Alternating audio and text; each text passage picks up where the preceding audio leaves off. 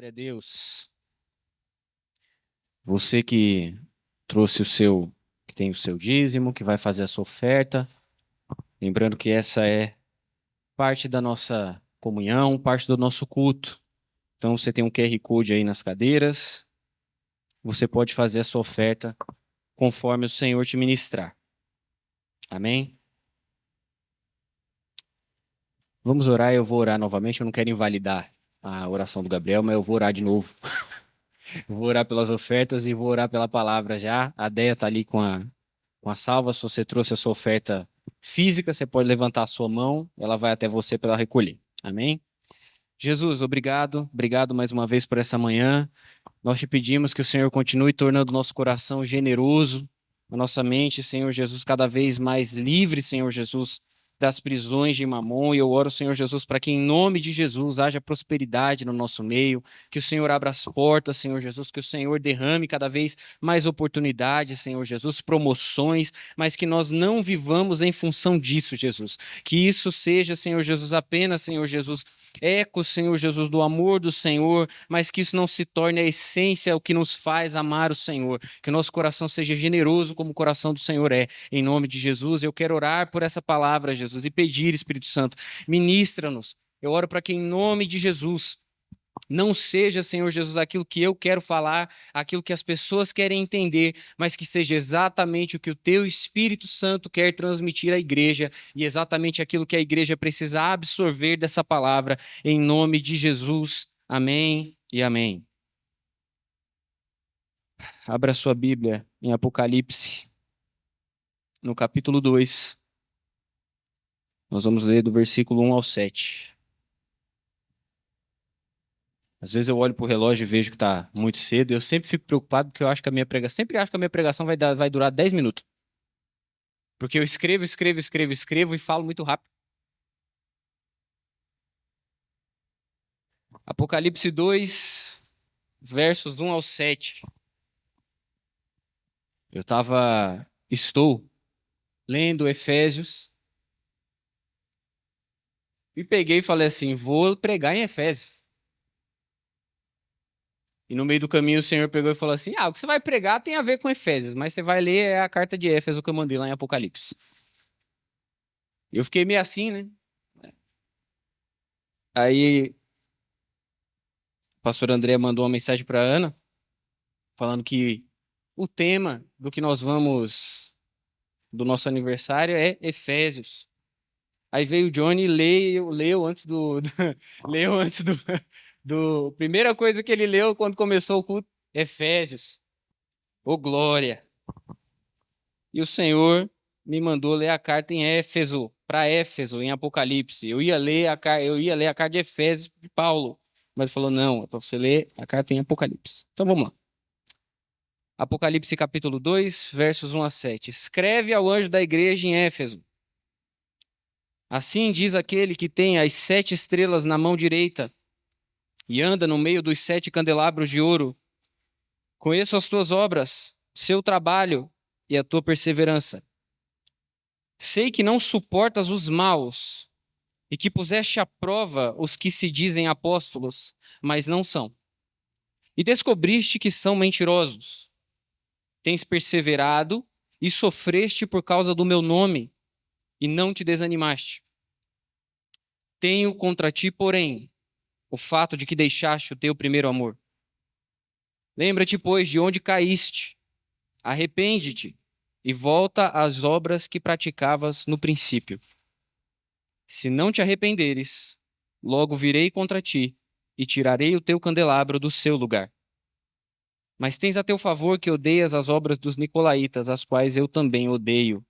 Quem tem ouvidos, ouça o que o Espírito diz às igrejas. Ao que vencer, eu lhe permitirei comer da árvore da vida que está no paraíso de Deus. Contextualizando rapidamente sobre Éfeso, na época bíblica, Éfeso era uma cidade portuária e era a capital da província romana. A gente sabe bem, né? Todas as tranqueiraiadas que acontecia numa cidade portuária, mas Éfeso era uma cidade muito importante, era uma cidade extremamente influente. E era um local que abrigava uma das 7 maravilhas do mundo antigo, que era o templo de Ártemis, ou Diana, que eles chamavam também. Então era um local extremamente idólatra. Essa idolatria estava ligada profundamente à movimentação econômica daquele local também. Então, além de todos os problemas que a gente sabe que tinha numa cidade portuária, uma das características mais fortes que tinha nessa cidade era justamente a extrema idolatria. Então, você imagine uma cidade que tinha cerca de 300 mil habitantes. Eu vi lugares falando que batia os 500 mil habitantes. E nesse contexto todo, chega um cara chamado Paulo, cheio do Espírito Santo. E para a gente entender o que aconteceu nesse lugar quando Paulo chegou, eu queria ler o relato de Atos, no capítulo 19, do versículo 8 ao 20. E diz assim: Assim Paulo entrou na sinagoga e durante 3 meses falava-lhes abertamente, argumentando e convencendo os judeus acerca do reino de Deus. Mas como alguns deles se endureceram e se mostraram descrentes, falando mal do caminho diante da comunidade, Paulo afastou-se deles e separou os discípulos, instruindo diariamente na escola de Tirano. Isso aconteceu durante 2 anos, de maneira que todos os que habitavam na Ásia, tanto judeus como gregos, ouviram a palavra do Senhor. E por intermédio de Paulo, Deus fazia milagres extraordinários, de tal forma que lenços e panos que haviam tocado nele eram levados aos doentes, e as doenças os deixavam, e os espíritos malignos saíam deles. Aconteceu também que alguns judeus exorcistas ambulantes tentaram invocar o nome de Jesus sobre os que tinham espíritos malignos, dizendo: Eu vos expulso por Jesus a quem Paulo prega.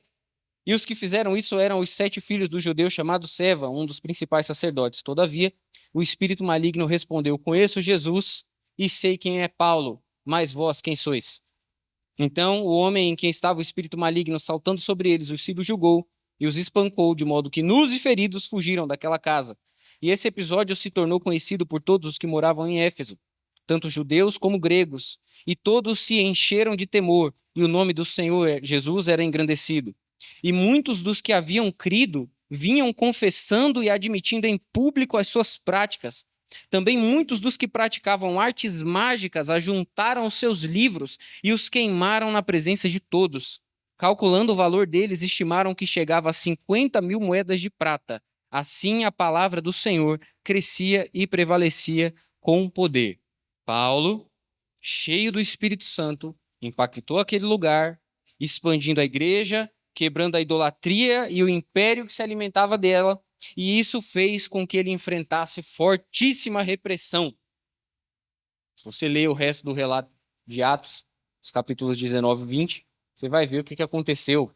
Aconteceu uma bagunça, a cidade ficou revoltada, os ourives que ganhavam dinheiro com a imagem da deusa deles, a Ártemis lá, que vendiam, e eles ficavam com medo da economia romper, porque Paulo estava pregando Jesus e ele tinha medo das pessoas pararem de adorar a Ártemis, e aí eles não iam mais comprar a imagem dela. Virou uma bagunça na cidade, o povo se juntou, começaram a oprimir aquelas pessoas.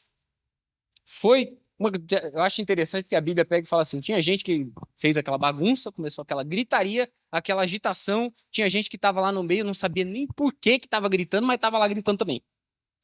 Interessante. Então você imagine, a igreja de Éfeso cresceu e foi o ponto inicial de propagação do evangelho na região da Ásia.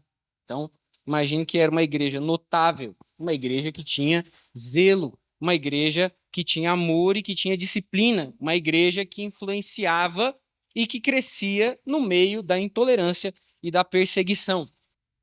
Voltemos à carta em Apocalipse. Essa carta abre com Jesus se apresentando como aquele que tem as 7 estrelas na mão direita e anda no meio dos 7 candelabros de ouro. E o final do capítulo 1 revela que as 7 estrelas são os anjos, os mensageiros daquelas igrejas, né? Ou as pessoas interpretam como os pastores. E os candelabros, ou os candeeiros, e algumas outras traduções falam os castiçais, são as 7 igrejas. Jesus abre essa carta dizendo que ele é aquele que as tem na mão.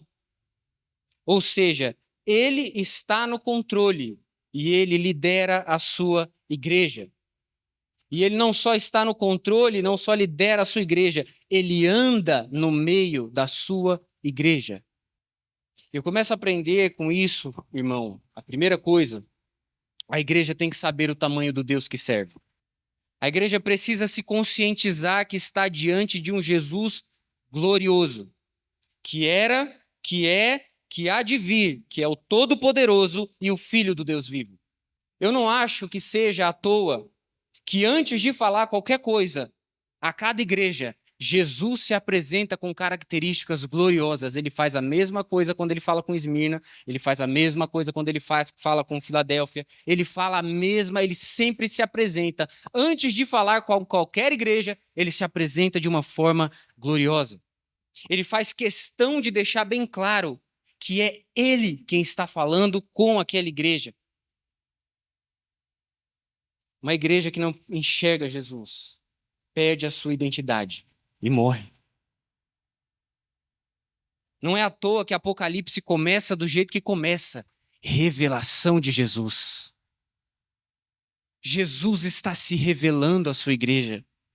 E a igreja de Cristo precisa saber quem ele é. Precisa se lembrar do seu sacrifício, da sua morte, da sua dor na cruz, mas ela precisa saber que ele vive e reina e que tem o controle nas mãos. Porque quando não há essa clareza e quando não existe esse equilíbrio na nossa mente, nós corremos o risco de cair na armadilha de sermos uma igreja melancólica, desanimada, exaurida, e ao mesmo tempo que quando nós não nos lembramos do peso do pecado e do preço pago na cruz, nós podemos nos tornar completamente desviados do caminho correto, sermos uma igreja oca, sem essência, sem profundidade e sem devoção. Apocalipse 1 descreve quem é o nosso Senhor. Eu amo esse relato. Você pega o Apocalipse no capítulo 1 e você lê, você começa a juntar todos os elogios, irmão. Se você não quiser dar 5 piruetas para trás, eu não sei, irmão, o que está acontecendo no seu coração.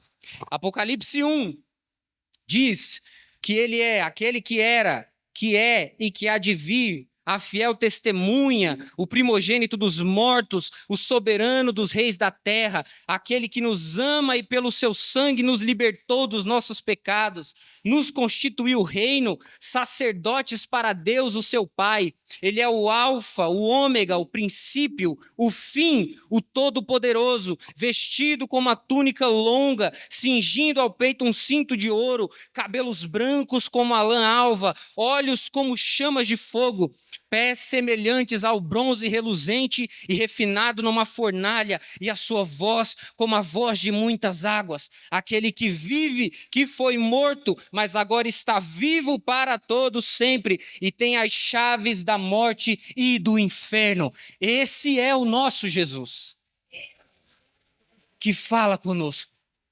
Jesus está dizendo: eu sou a autoridade suprema, máxima. Os líderes e os pastores, e seja lá quem for, eles estão nas minhas mãos, e a igreja é minha. Eu sou o Senhor da igreja. Eu sou o Senhor da igreja. Essa comunidade aqui, que nós chamamos de comunidade Kairos, é do Senhor Jesus. Ele a confiou na liderança dessa igreja, para pastorear esse rebanho. Mas quem manda é Ele. E Ele está dizendo: eu caminho no meio de vocês. E eu conheço vocês. Eu estou vendo o que vocês estão fazendo. Ele diz: eu ando no meio da minha igreja. Ele diz que está conosco até a consumação dos séculos. Ele é o Deus Emanuel. Ele é conosco. Ele está no nosso meio. Eu não sei, irmão, que imagem é que a gente tem tido de Jesus. Mas a Bíblia mostra qual é a imagem que nós temos que ter dele. E quando nós nos reunimos como igreja, é diante desse Jesus poderoso, glorioso e vivo que nós estamos nos reunindo. Quando nós cantamos no louvor, quando nós direcionamos a nossa adoração à igreja, a Deus, para se declarar para Ele, tendo ciência de quem é esse Jesus glorioso, como é que tem gente que consegue ficar de lábios fechados? Como é que a gente pode nos reter de adorar a esse Jesus maravilhoso? A não se entregar o nosso melhor louvor, a nossa melhor oração, a nossa vida. Ele caminha no meio da sua igreja e conhece as obras da sua igreja. Mesmo sendo glorioso, poderoso, Ele é o nosso Senhor. Ele se apresenta para a sua igreja. E agora, consciente de quem ele é, depois de se apresentar para a igreja tomar ciência de quem ele é, porque a igreja precisa conhecer o seu Senhor claramente, ele começa a dizer para essa igreja quem ela é. E é aí que o caldo entorna. Ele conhece a sua igreja, ele mostra que conhece a sua igreja. Ele pega e fala para a igreja de Éfeso: eu conheço as suas obras. E quando está falando de obras, ele está falando de prática mesmo, está falando de serviço, de trabalho ministerial. Está falando que essa era uma igreja ativa, uma igreja que trabalhava. Ele fala: eu conheço o seu trabalho. E aqui é no sentido de labor mesmo, de esforço, de trabalho árduo, de fadiga, sabe? E eu conheço a sua perseverança. E aqui é a capacidade de permanecer firme sob pressão. Constância, paciência, a capacidade de suportar oposição e provação sem abandonar a fé. Porque ele fala: eu conheço a sua perseverança e você permanece firme sem esmorecer. E Jesus segue dizendo: eu sei que você não suporta os maus, que você pôs à prova aqueles que se dizem apóstolos e que não são, e você descobriu que eles são mentirosos. A igreja de Éfeso era uma igreja que não suportava homens maus, não suportava práticas malignas, sabia distinguir e repelir aqueles que se diziam apóstolos e não eram. Paulo, em Atos, quando ele vai se despedir, quando se reúne com a liderança de Éfeso ali num lugar chamado Mileto, ele fala: olha, tem lobos ao redor e eles estão prontos para poder se infiltrar no meio da igreja, para poder destruir com o corpo. E essa igreja não suportava os lobos. Ela desmascarava os mentirosos. Jesus mostra que sabe que essa igreja suportou provações, perseverou e trabalhou por causa do nome dele sem desanimar. Quando a gente trabalha conhecendo esse Jesus maravilhoso, nós nos fortalecemos mais para a gente continuar trabalhando para ele. É uma coisa que vai se retroalimentando. Ele é o nosso motivador e o nosso sustentador. Jesus está dizendo: eu conheço as suas lágrimas, eu conheço a sua dor, eu conheço a sua perseverança. Igreja de Éfeso. Porque ele é o que tem o controle nas mãos e que anda no meio da sua igreja. Ele nos conhece intimamente, profundamente, ele sabe quem nós somos, ele sabe quem nós somos individualmente e conhece a nossa identidade como igreja. Ele fala que essa igreja odeia a obra dos nicolaítas. E aqui não é não gostar muito, né? Não é ser muito fã, é odiar mesmo, de ódio. É detestar, é repudiar.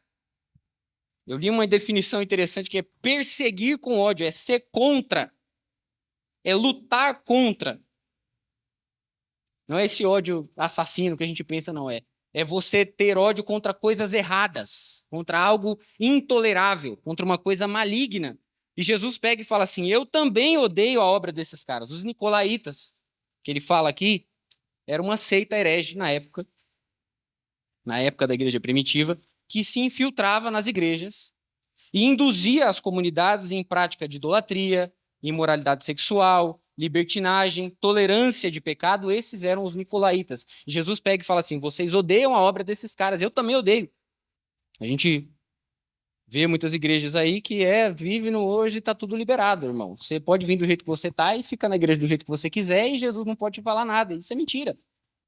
Nós podemos até chegar do jeito que nós estivemos, mas a gente não pode permanecer do jeito que está, não. O Senhor quer nos mudar, nos transformar. Essa igreja odiava esse tipo de coisa. Como Jesus também odeia, irmão. Jesus odeia o pecado, ele odeia a libertinagem, ele odeia a imoralidade sexual, ele odeia a idolatria.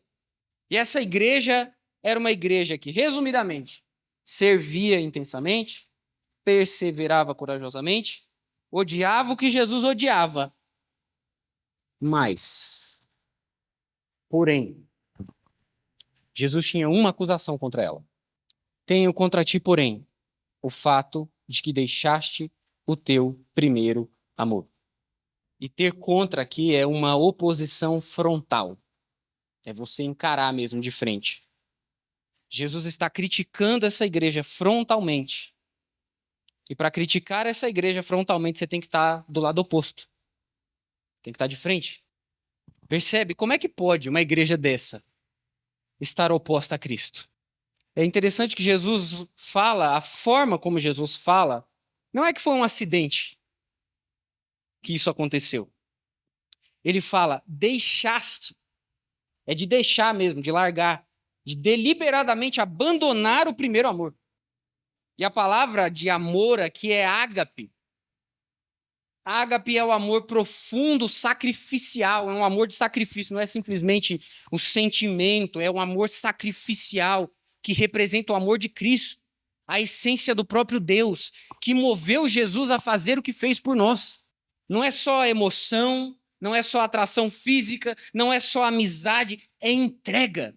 É uma entrega deliberada, uma escolha deliberada e sacrificial, ativa a Deus. Jesus está dizendo, mesmo você fazendo o que você faz, você deixou de lado a essência do que deve te diferenciar nesse mundo, o amor por mim. Já ouviu aquela história do cara que trabalha muito? Ele trabalha muito, ele tem esposa e ele tem filhos. E ele quer dar uma boa vida para sua esposa e para seus filhos. E ele trabalha muito, ele se esforça muito. Ele passa muito tempo, horas e horas, ele faz hora extra, porque ele precisa ganhar dinheiro e dar uma boa qualidade de vida para a sua esposa e para os seus filhos. Mas ele não passa tempo de qualidade com a sua esposa e com seus filhos. Ele não constitui relacionamento nem vínculo com eles. Ele só trabalha, trabalha, trabalha e não constrói nada. Não passa tempo de amor, de dedicação, de entrega com a esposa e com os filhos. O mais importante é sacrificado. Ele vive pelo trabalho. Ele usa a esposa e os filhos de desculpa para ganhar mais dinheiro. Mas, na verdade, ele está sacrificando o que mais importa. E a dura realidade, irmão, é que uma igreja pode servir de forma intensa, pode perseverar de forma corajosa, pode odiar o que Jesus odeia e, mesmo assim, não amar Jesus e nem amar como Jesus ama. O amor ágape, de entrega. Não é um amor e não é algo ligado à performance. Isso não significa amor. Essa igreja perdeu esse amor sacrificial. Essa igreja se tornou uma igreja performática. Talvez uma igreja só de resultados. Uma igreja sem essência, sem luz. E eu te pergunto, por que que nós fazemos o que fazemos? Por que que a gente se reúne aqui? O que que faz a gente levantar da nossa cama de manhã, vir até esse lugar? Por que que nós dedicamos tempo trabalhando nos ministérios da igreja? Porque se nós abrirmos mão desse amor, irmão, sacrificial, que tem consciência, que precisa se entregar a Deus, a nossa disciplina vira só uma tirania. O nosso zelo começa a sufocar e a matar. O nosso comprometimento vira uma mera religiosidade. O amor ágape é o que nos trouxe vida. E uma igreja que não tem esse amor é uma igreja morta e uma igreja que mata. Quando foi que a gente desprendeu tempo de relacionamento com Jesus? Porque sim. Porque sim. Porque ele merece. Ele merece a nossa atenção sem que a gente tivesse um propósito na frente para a gente ter que correr atrás. Sem que tivesse um direcionamento, alguém tivesse que chegar aqui e falar, irmão, eu tenho um direcionamento de oração e de palavra e você vai ter que fazer isso, isso e isso. Como anda a nossa intimidade com Jesus? Que as nossas obras, elas podem até dizer que a gente sabe o que tem que fazer, mas não significa que o que está nos movendo é o amor a Cristo. Jesus está dizendo, você abandonou o amor por mim, o principal elo que nos liga, aquilo que faz com que a gente seja um, aquilo que traz o prazer e o deleite de ser igreja e noiva de Cristo. Onde está a nossa admiração por Cristo? A nossa devoção diária, individual, sacrificial a Cristo. E nós, como líderes de uma igreja, se nós não tivermos o primeiro amor, nós não somos confiáveis para cuidar do rebanho do Senhor. E sabe o que ele vai fazer? Ele vai tomar o rebanho dele para ele, de novo. Que é dele. Talvez seja por isso que a igreja carece de ideias, carece de criatividade, carece de atitude, porque carece de amor. E não é amor ao próximo, eu estou falando de amor por Cristo. O zelo e as obras não substituem a relação de amor e devoção que tem que basear a nossa vida com Deus. E nós não podemos nos precipitar em dizer, eu não sou assim, ou nós não somos assim.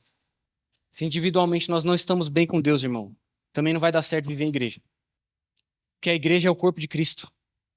A igreja faz parte de Cristo. Membro sem sangue, sem circulação, tem que ser amputado.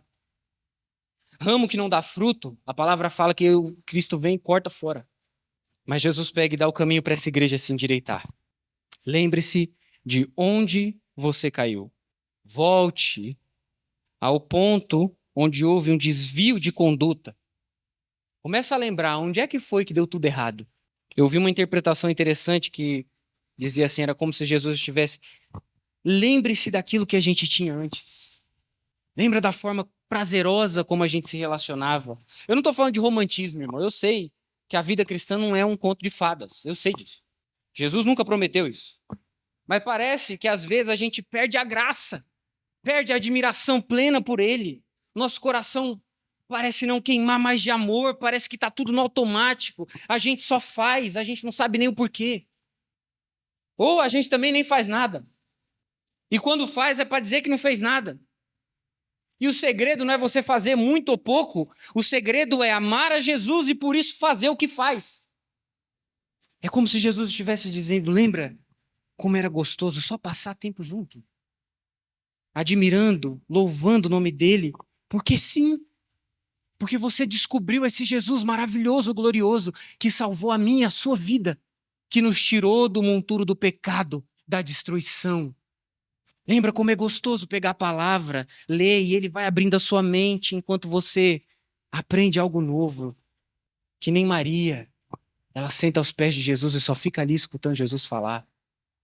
A atividade de Marta era importante, era. Não estou condenando Marta. Mas às vezes a gente precisa sentar aos pés de Jesus e só escutar.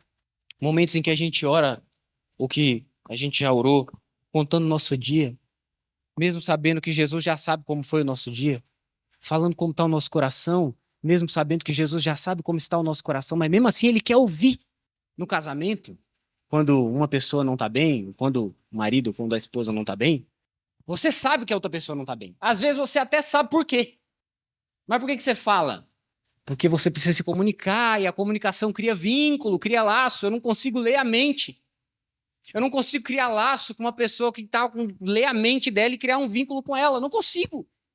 Tem que falar, tem que ouvir, tem que se relacionar, desprender tempo. Lembra como era bom ter comunhão? E ele pergunta onde é que foi que as coisas começaram a dar errado. E ele nos pede, lembra de onde tudo desandou e volta lá.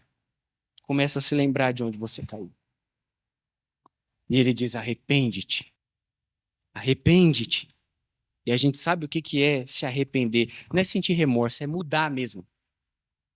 Você reconhece racionalmente o seu erro. Você se sente mal por ter errado. E você deliberadamente, conscientemente escolhe mudar e converter o seu caminho. Isso é arrependimento.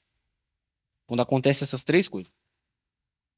Se no meio do caminho não se fecha esse ciclo, nós não nos arrependemos. Voltar a praticar o que praticava no princípio. Ações de amor. Não só ações ou a total falta delas. Ações de amor. E aí, irmão, eu não tenho uma fórmula para te dizer o que é que você tem que voltar a fazer, porque eu não conheço a sua vida assim. Mas hoje o Espírito Santo te convida a revisitar, a voltar atrás. Não é ficar lembrando do pecado, né? Que às vezes a gente pega e fala assim, volta lá, lembra-se do seu pecado. Não é você ficar lembrando do pecado e falar, não, a minha vida era uma vida desgraçada, eu era cachaceiro, pingunço, Jesus me libertou. Não é isso. É começar a lembrar onde que as coisas começaram talvez a desandar. E começar a praticar novamente esse amor sincero, puro e simples, que ama Jesus, porque sim. Porque descobriu o Salvador. Porque descobriu e se lembrou que era uma vida que não tinha vida, não tinha nada. E esse Jesus, sem pedir nada em troca, nos restaurou, nos trouxe para o reino dele. E falou, você é meu.